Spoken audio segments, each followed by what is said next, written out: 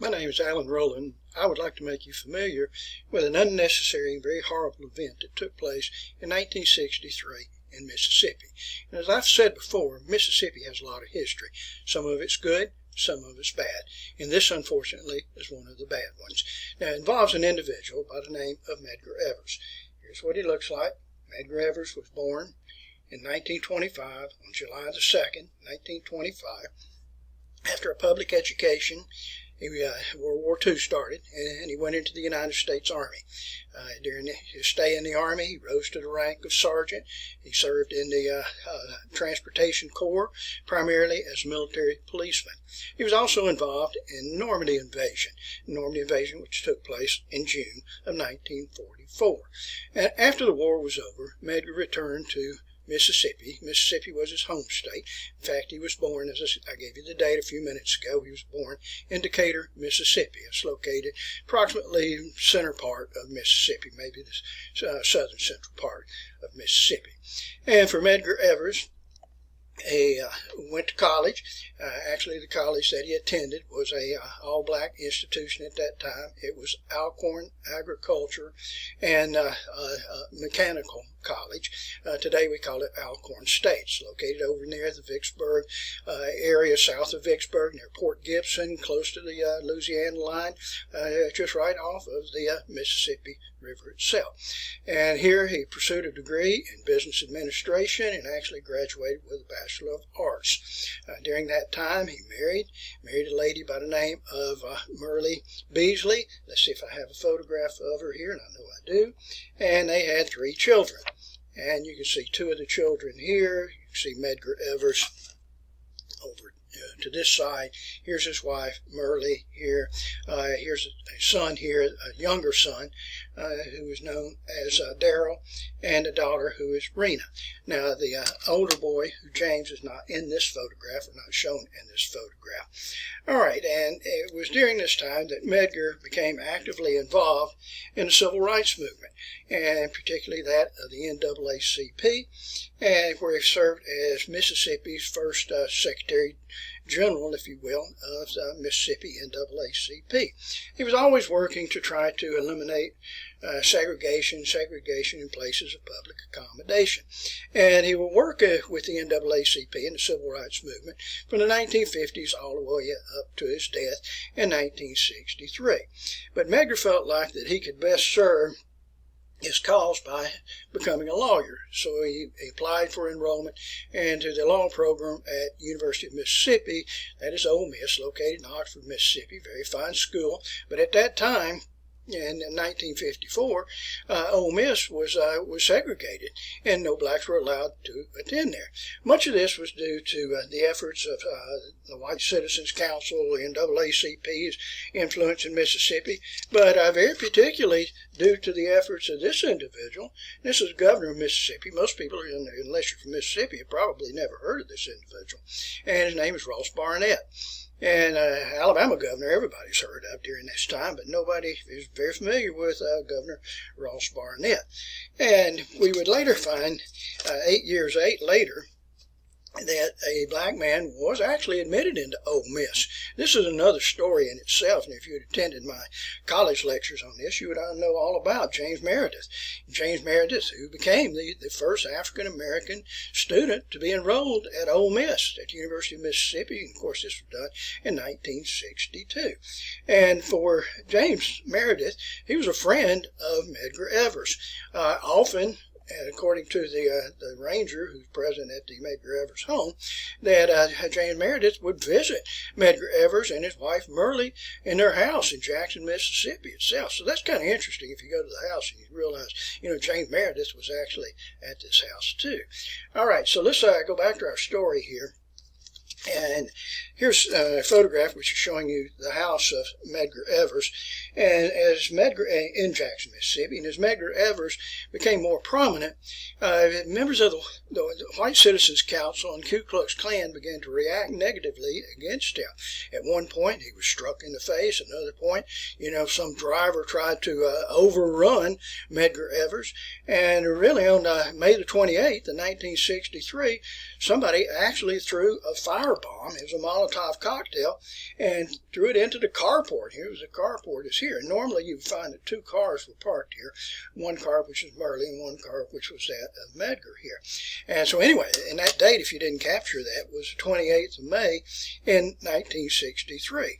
And if we go exactly 2 weeks later, just 2 weeks after this, Medgar Evers was attending a civil rights meeting. It was an NAACP meeting, and it was late at night, and actually it was early the following morning, which would have been on the 12th of June in 1963. He arrived late, and he got out of his car, and I'll interrupt myself for just a second to tell you that what Medgar Evers and his family had done after all of these threats against him, they began to take quite a number of precautionary measures here. Number one, in the children's bedroom, and then Medgar and Murley's bedroom, they would lower the beds to where they were scarcely off the level of the floor, and this was to prevent a gunman from firing into the house, and killing them while shooting them while they were in their bed. And he had also taught the kids that if there was a commotion in the house, that they would low crawl into the bedroom. That was part of the precautions there. Going back to the house so that you can look at this, I'll show you a better photograph later. There's no front door to the house, none whatsoever. The only way that you can get into the house is to go through a door here, which is in the carport. Here it's back in the back of the carport, or you can go through the back door of the house, which is on the back of the house itself here. So it was a lot of precaution that was taken, to protect them, because they were afraid something might happen here. But again, on this date here in the early morning hours, and this would have been on the 12th of June in 1963, Medgar Evers arrived at his house here, and he broke his custom, which his custom was generally to always get out of the car on the passenger side of the car, not on the driver's side. If you get yourself out of on the passenger side, then the car serves as a shield in case somebody wanted to cause a problem with you anyway. But on this occasion, it was early in the morning, and he got out on the driver's side. And of course, this exposed him. And when he did so, a gunshot rang out. And I know that Medgar Evers was trying to carry a box at that time.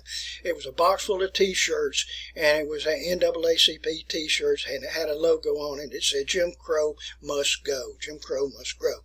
And Medgar Evers was shot in the back. The bullet passed through him. Some accounts say that it actually went through his heart. I don't know about that. And Medgar Evers, he was still alive, but he was in the carport itself. And medical attention was sought for him. An ambulance picked him up. He was transported to an all-white hospital. And at first, he was not admitted into the hospital. And then later, the hospital did admit him. But nonetheless, Medgar Evers passed away within an hour, about 50 minutes later. All right, now, the individual that was responsible for doing this, and by the way, this individual, by the way, here is a historical marker at Medgar Evers' house, which you can visit. It's run by the National Park Service. Today it's a national monument. I'll show you more photographs on it in a few minutes. You can read this part of the sign. You can go around to the rear of the sign, and you can likewise read that. And anyway, the weapon that was used to perpetrate this crime was a Enfield rifle, 1917. It was a 30-06. It was a weapon used in war, used very commonly in World War I. Also a hunting rifle. It was used for hunting deer, too. It's a very powerful weapon, and when the bullet passed through the body of Medgar Evers, it went through a window right here, and of course knocked the window out. This is a living room of the house itself. Passed through the living room, obviously it would do that, and hit the wall. This is on the opposite side. Hit the wall on the opposite side of the living room. You can see the bullet hole, which is present here, still present there today. Here's a photograph above. It shows you at that time in 1963 what it looked like. And the bullet passed through the living room wall, and on the other side is a kitchen, so it went through the wall into the kitchen. Here you can see where it entered into the kitchen itself and passed across. Let's see here, find you can see the stove here, and went across the stove, across the kitchen, and struck the refrigerator on the opposite side of the kitchen. And then the cartridge ricocheted off and went over to a kitchen counter there, and that's where it came to rest there. All right, so anyway, a very unfortunate event. The individual that did this was this guy right here, Byron De La Beckwith, an active member in the Ku Klux Klan, and also the White Citizens Council. He was a fertilizer salesman, and and armed with this weapon. He was firing from the woods, and he took the weapon and he just threw it away in the woods. Had his fingerprints all over it, and when the police investigated, of course, they were able to identify Byron De La Beckwith, white supremacist. He was arrested, of course. He was taken, placed on trial. And as typical of those times anyway, the trial had 12 jurors, all white men. There were no women that were present there. And the jury deliberated, and on 2 occasions could not come to a verdict there. So Byron De La Beckwith was released. And it was not until 1994 that he was actually, with additional evidence, tried again by a more legitimate jury, and they found him guilty of murder. And he was sentenced to life imprisonment, and he died at the age of 80 years of age. Here's another photograph of Byron De La Beckwith. That's what he looks like right there. I guess that was probably a prison photo. I'm not really certain about that. And ironically, on that same day that Medgar Evers was shot, and of course he was shot early in the morning, but during that afternoon at the University of Alabama, there were 2 black students that had applied for admission, James Hood and Vivian Malone. And of course we're probably all familiar with Governor George Wallace, governor of Alabama, making his famous stand in the schoolhouse door. Here's Governor Wallace right there. This is more theatrical than anything else. There was a federal court order that was forcing University of Alabama, who was segregated at that time, to admit these 2 students. And Governor Wallace, always a politician, just stood in the schoolhouse door, so to speak. This is at Foster Auditorium. You can go there today if you wish to do so. There's historical markers there. A little civil rights shrine that's in the front of Foster Auditorium. And this used to be an old basketball arena, by the way. And Governor Wallace just said, just a minute here to the federal official. And he delivered a few words speech there, and not much to that. And he just stood aside.